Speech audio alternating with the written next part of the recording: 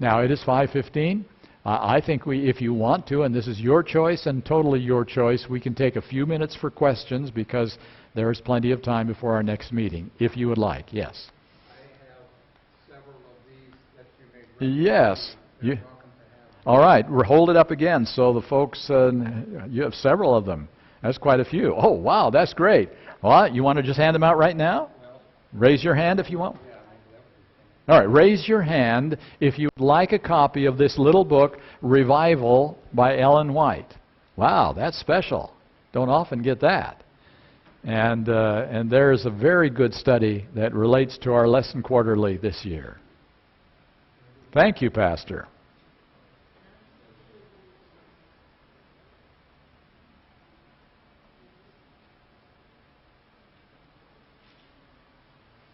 Okay.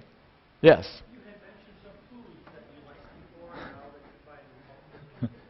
A simple example, the simplest of all examples, is a few years ago, we decided as a family that we would replace, I just shut my mouth around here. This is not the place to talk about milk. Ooh. But I will say it. We decided to change to various types of non-dairy milk.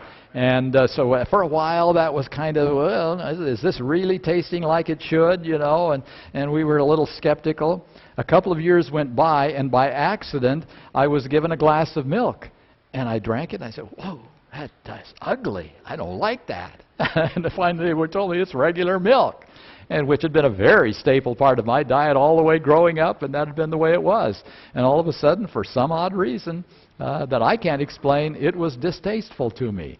And that's just a sample of what I'm talking about. But just, you know, things that were attractive before. Now, there are still some things that are still very attractive to me that I just have to say no and walk by them.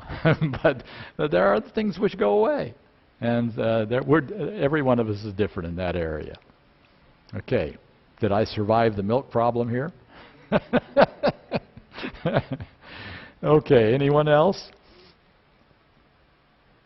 Or you want to take a little break? Yes? I know that I remember reading that she said that meat eating is not Yeah. I don't want to say salvation issue, but is that...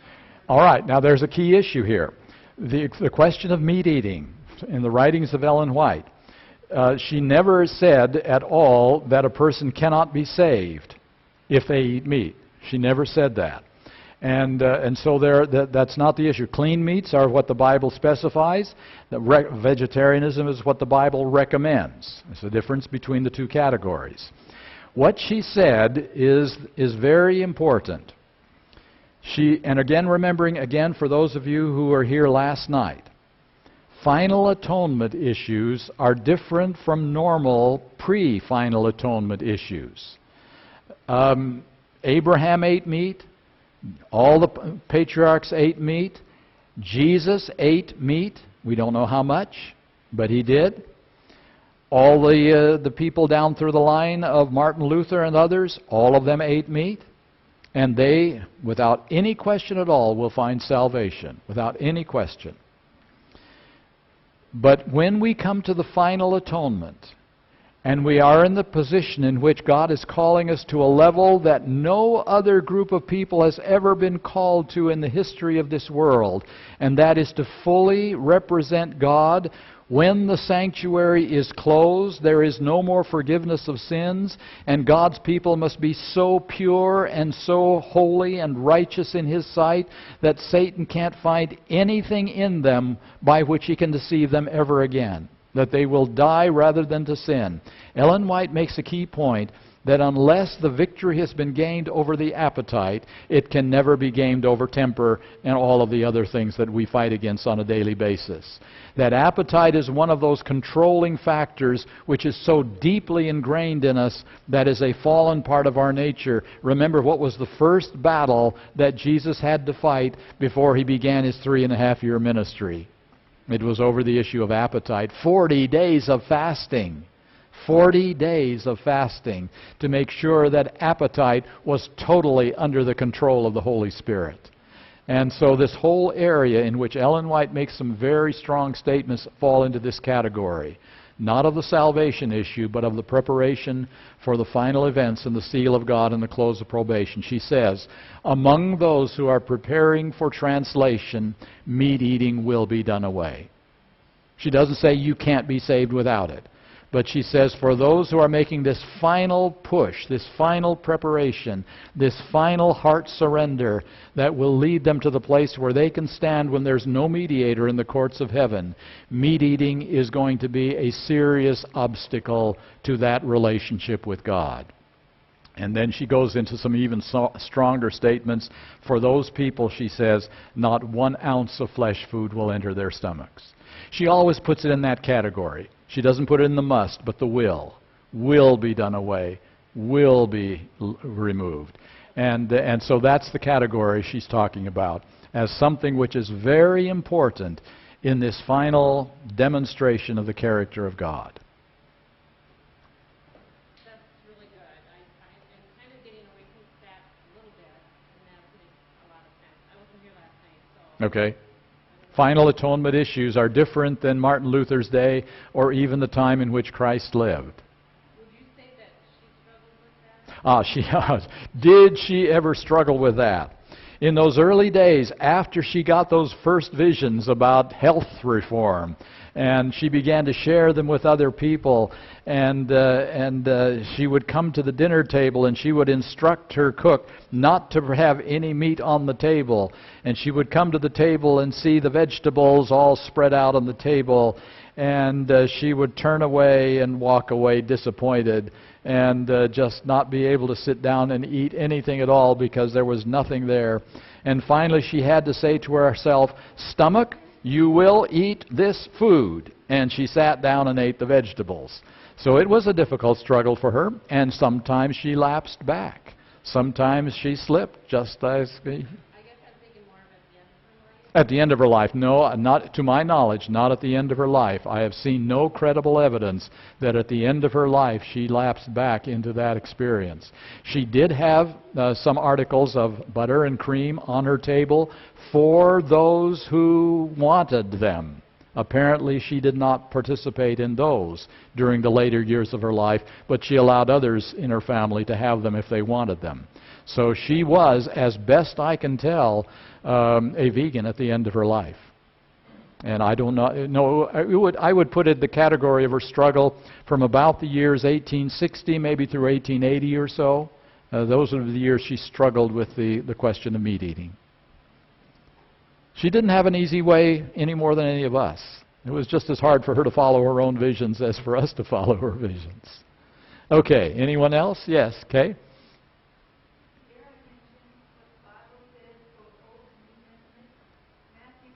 Okay, the blood? All right, let's talk about the blood for half a second. Are you fully aware that the prohibition against blood in meat is as strong as the prohibition for unclean meat? Old Testament and New Testament.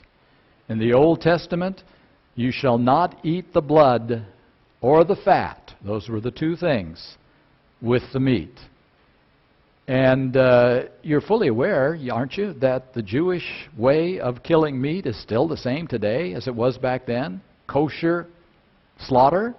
They drain the blood before the meat is allowed on the tables of any good Jewish family. And so the key point in all of this is that one of the reasons for them taken into captivity in Jeremiah's time was their violation of this principle. Idolatry and the use of blood.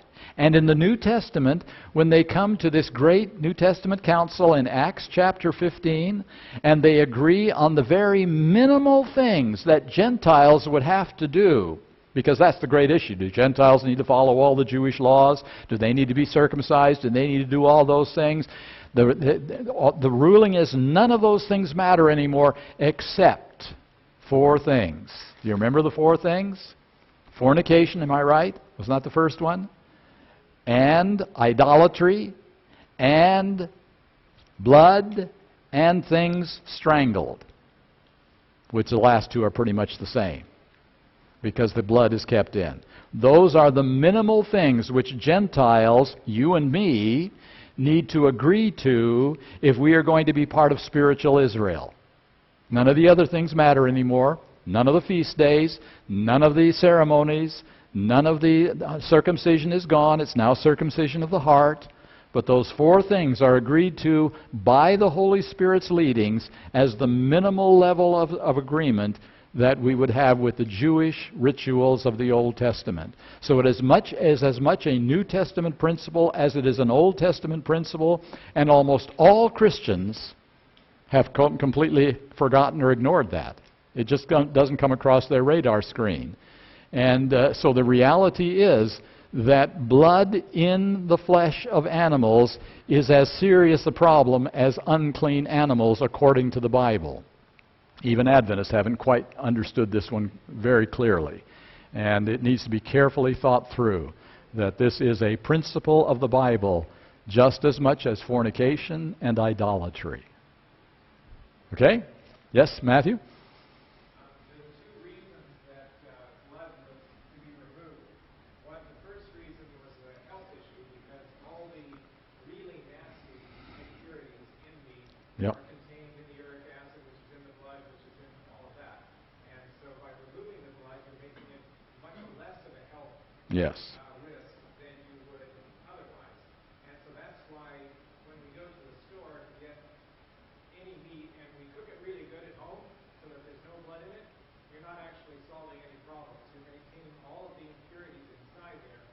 You've just cooked off the watery parts of the blood that are the obvious signs of blood. So you can't just cook it down to make it healthy. It actually has to have the blood removed at the time of slaughter in order for it to qualify as healthy blood-free meat. That's another one of the myths of Adventism, that you can just cook it enough and it'll be fine. Hmm. It's really well done. The blood It'll get rid of the trichinosis, but that's about it. And then, of course, the second issue of the no blood was the fact that you take away the blood and you're taking away most of the flavor Yeah. of the blood, because that's where most of the toxins are, that's where most of the flavor is. And so you're making meat a much less appetizing food source than it is with the blood in it. And so by doing so, at the time of the flood, when this was instituted, it was very clearly shown to Noah and the rest that this is something that you're not doing for fun, you're doing for survival. And that for that entire history of the Bible and going into the New Testament, it was intended always to be something you did because you needed to, Yep. not because that was the delicacy that you most wanted to have on your table. And so it is another issue of, again, we're completely ignoring the rules of the Bible so that we can have the flavor of what we're eating. The Jewish kosher meat, before they eat it, is so heavily spiced that Yeah. it's pretty much unrecognizable compared to the way it really tastes. Yes, I hear that the Jews are very good at the spices because they've got. There's two different issues here. The health issue as well as the fact that meat is not supposed to be our designated food source. It is something necessary for survival. The necessary for survival thing, remember, throughout the Bible, they did not have refrigeration in any significant way. You'd have to dry your food or to preserve it underground as long as you can in a shelter. You could keep it for a while, but they were not able to preserve the fruits and vegetables in any way close to the way we are able to do it. So meat was an essential part of survival back then. It was necessary, where today it just isn't. Okay? Ready to take a break? All right. It's 5:30.